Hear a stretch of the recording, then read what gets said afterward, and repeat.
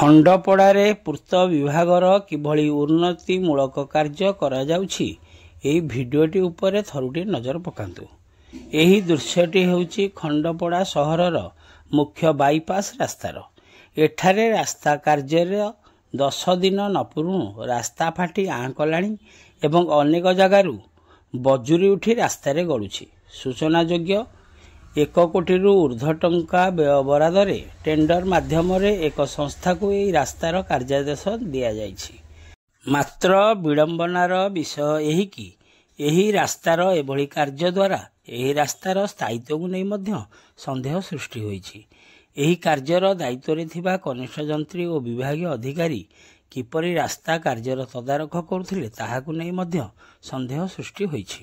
ଜାଣିଶୁଣି ଉକ୍ତ ଠିକା ସଂସ୍ଥାକୁ ଅନୁକମ୍ପା ଦେଖାଉଥିବା ସାଧାରଣ ଚର୍ଚ୍ଚା ହେଉଛି। ଏହି ରାସ୍ତା କାର୍ଯ୍ୟରେ ଅତି ନିମ୍ନମାନର ସାମଗ୍ରୀ ବ୍ୟବହୃତ ହୋଇଥିବା ନେଇ ସାଧାରଣରେ ଚର୍ଚ୍ଚା ମଧ୍ୟ ହେଉଛି।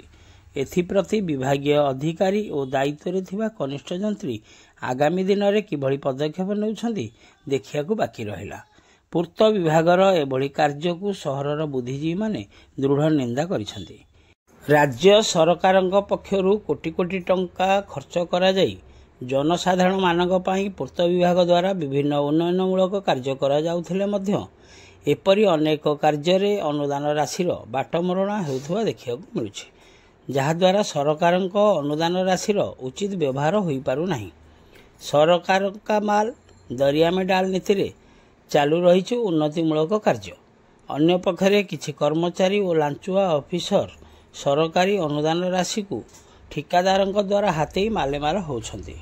ପୂର୍ତ୍ତ ବିଭାଗର ଏହି କାର୍ଯ୍ୟ ହାତେଇଥିବା ଠିକା ସଂସ୍ଥା ଦାୟିତ୍ୱରେ ଥିବା କନିଷ୍ଠ ଯନ୍ତ୍ରୀ ଓ ବିଭାଗୀୟ ଅଧିକାରୀଙ୍କ ପ୍ରତି ନୟାଗଡ଼ ଜିଲ୍ଲାପାଳ ଓ ସ୍ଥାନୀୟ ବିଧାୟକ ଇଞ୍ଜିନିୟର ଦୁଷ୍ମନ୍ତ କୁମାର ସ୍ୱାଇଁ ସ୍ୱତନ୍ତ୍ର ଦୃଷ୍ଟି ଦେଇ କଡ଼ା ପଦକ୍ଷେପ ଗ୍ରହଣ କରିବା ପାଇଁ ସାଧାରଣରେ ଦାବି ହେଉଛି।